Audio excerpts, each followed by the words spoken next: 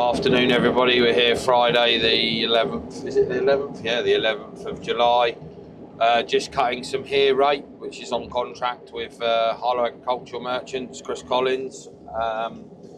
In this block we've had down here at Hertford, we had 250 acres. It's actually yielding very well. I think between this and the barley, it'll be the crop of the year, I think. I don't know what the wheat will be doing. We will be in wheat on Monday. We finally got both combines out together now. We've both been in this block, but we haven't been combining all day, every day, because it's been so hot.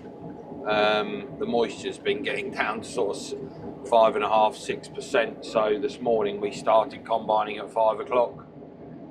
Just to try and get the moisture up, and when we started it was 10%, so we got a few loads of 6% rape in the shed, so mix that with the 10, hopefully bring that up to 8%.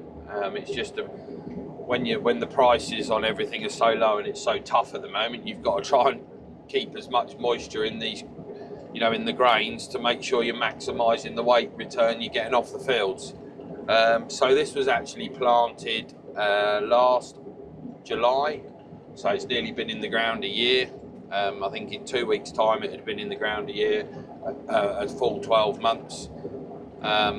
This block is currently doing over the weighbridge at the grain store.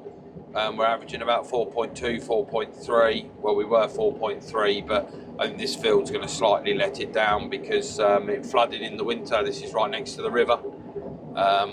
So we'll see in a couple of hours or an hour and a half when me and my brother have finished combining this field. What we've averaged, we'll be moving up to Buntingford together late after we've finished here, ready to start combining again at 5 o'clock tomorrow morning. We've got 150 acres of rape to smash out there between the two of us, and then we hope to be done there. We won't get it all done tomorrow because it'll be too dry before we can complete it. So we'll probably finish it off Sunday morning, and then we'll be back to Newmarket with both combines ready to start wheat on Monday morning.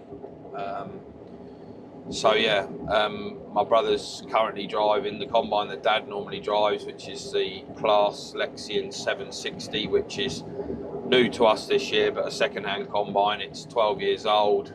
It's on tracks, 35-foot header. It's done 1,480 drum hours and 2,000 engine hours. So she's just about running now. This is the furthest trip that combine's ever had in its life, because Dad's always had it on the farm where he managed, which is in a ring fence at Thaxted. So we've taken that combine on as we took the contract farming agreement on there last September.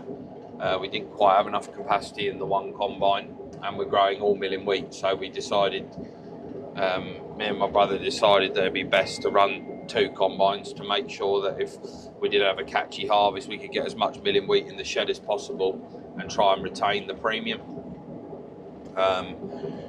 It'll be an interesting comparison, running the Ideal against the Lexion.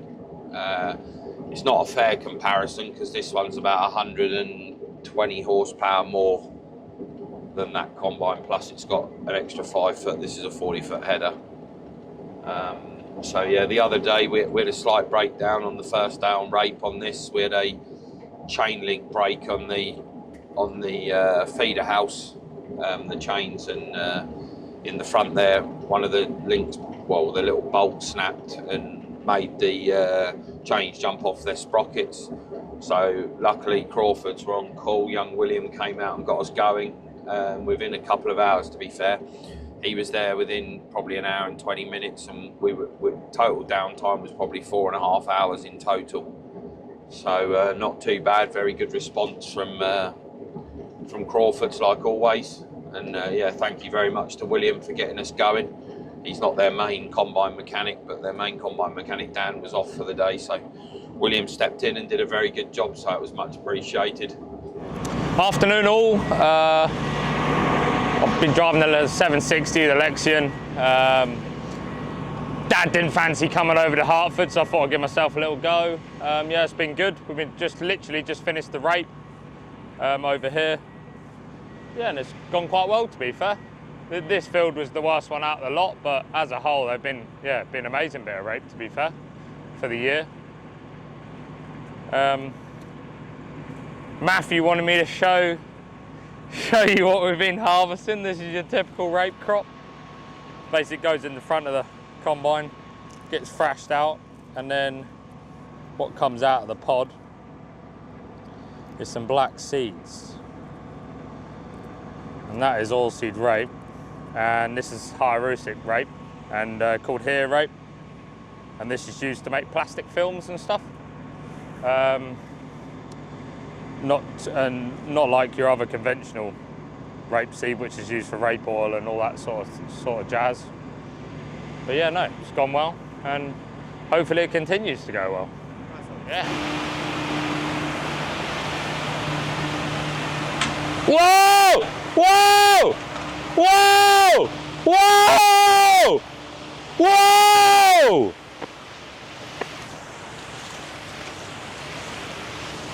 Spout! You spout!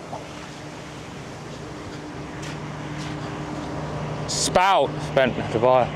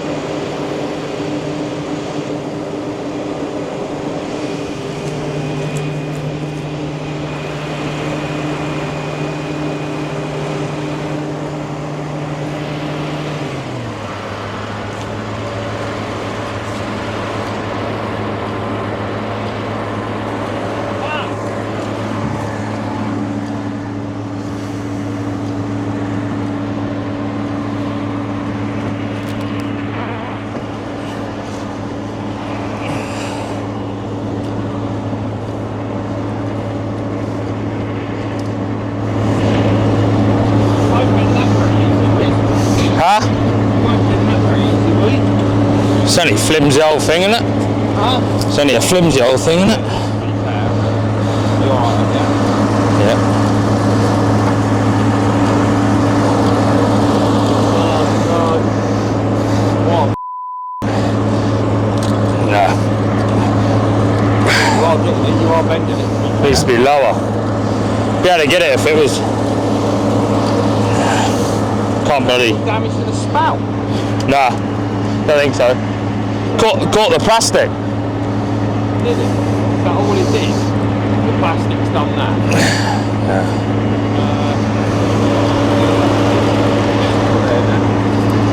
Well, I can get it up there now.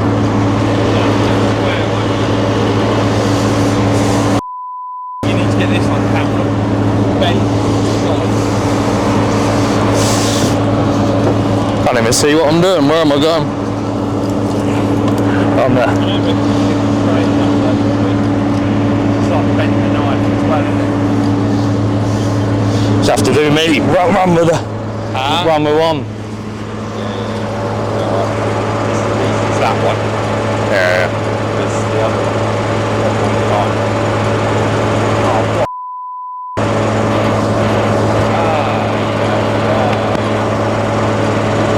When you open the spout up, it won't far off the grill. Oh, I can see it. Yeah. Tell me when I'm square, because I don't think it will come round without doing any more damage. You know what I mean? I better plug my header back in, I think, because I don't think that reel can go down there like that. No? Well, bend it.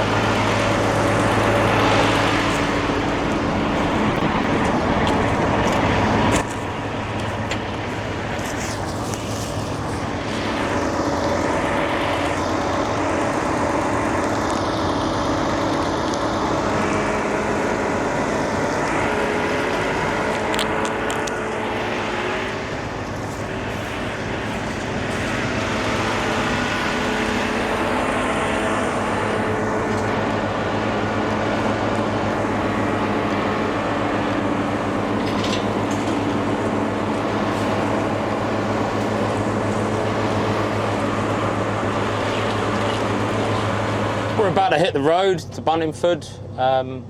Just seeing Tom through a little, we call it the wheelross, through the river onto the last field. And he turned in the field with his spout still folded out, and he's turned and it's taken out the left-hand side knife, and it's bent it to, bent like a banana basically. So yeah, bit of action for you for today. Lovely. Oh yeah, so but this year coming now, we'll probably be looking to drill rape in the next fortnight. We won't start just yet, but if we see any signs of any rain coming, and to be fair, we're going to want a good half an inch to an inch of rain before we start drilling, because even if you have a little bit, there could be the risk of it chitting, coming up and then dying if we don't have a lot of rain. So we'll just be watching the weather forecast closely. We're growing a new variety, Ericsson, this year, which is another hair variety, a new one. So we'll be replacing the one we're currently growing at the moment. The reason we're growing the hair is because, this crop that's in the ground now, the premium is £200 a tonne above base. So we've sold 2.5 tonnes a hectare at £400 plus the 200, so it's £600 a tonne, which obviously makes a massive difference. Whereas growing conventionals, if you'd have sold it for 400, you'd be getting 450. So we're sort of growing the hair rate. You're sort of £150 a tonne ahead of, your conventional double low varieties. So that's the reason we chose to grow them, really. Hang on a minute, we're full. Where's Poppy? Come on, Pop. We get on very well growing the hair rate. As I say, it's been a very big challenge the last couple of 3 years growing rape with flea beetle. And what we found was we weren't actually getting any higher yields with a normal conventional double low variety than what we were out of the hair. So hence why we went for that with the increased price. Next year, like everything at the moment, they've dropped the price, the premium on the hair, back to £165 a tonne. Was no shock that was going to happen, because look at where the wheat market is at the moment. I think as of today you can get about 165, £166 a tonne for wheat for November. So yeah, that's basically, it follows the wheat market and everything. 942 looks well, doesn't it, on the old K2? Matthew's flat out having a little film up, aren't you mad, Matt?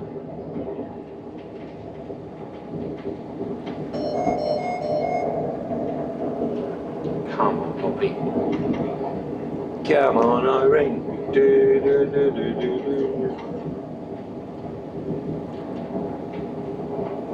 do. Here we go.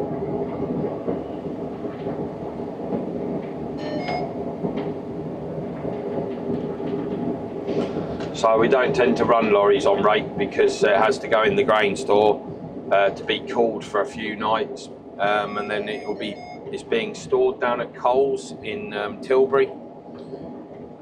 That's where Harlow agricultural merchants store all their hair rape. So it goes off farm in the summer, which is a great help. That's another bonus to growing this oilseed rape variety as well, is that it's got a home straight off the combine. So it saves on the storage space. It means we can store more wheat then, which is a good job. So yeah, we put the crop in. You saw a video, probably one of the first videos we actually did a year ago. It's nearly been a year, isn't it, Matthew, since we done the first video? Yeah, we put this rape in with the rapid lift on the Vardastat. So basically what it does is the leg goes down and then we block all the coulters between the legs, so it's only the two coulters, one either side of the low disturbance subsoiler leg that we leave planting, so to try and naturally get the roots of the oilseed rape to go straight down. so they can forage for, you know, nutrients. They can forage for nutrients and also water as well. And water this season, like everybody knows, has been a big factor. That's why I'm particularly not looking forward to combining some of the wheat. I mean, I don't think the first weeks will be too bad, to be fair. I think it will be the second weeks that will let us down.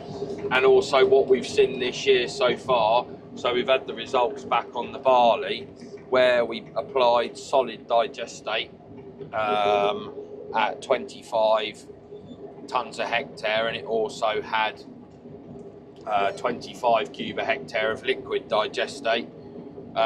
That barley on top, that's on, and then you've got bagged urea on top of that. But that barley has, at Burwell, at my farm, has done 11.54 tonnes a hectare. I know it takes some believing, but you'll probably look back 5 or 6 weeks ago, one of the videos, I said I thought it'd be crop of the year because it has looked fantastic all year. Well, that's what that yielded. And then you go down to Thaxted, which is on some heavier land, some heavier clay soils. It had no digestate and it had no sewage sludge or anything under it, and that's done 9 tonnes a hectare. So still happy with the yield, but it just shows you that, you know, this muck, you know, getting this organic matter, nutrient-rich products onto your land does pay dividends. Don't ask me why, but they always say muck and mystery.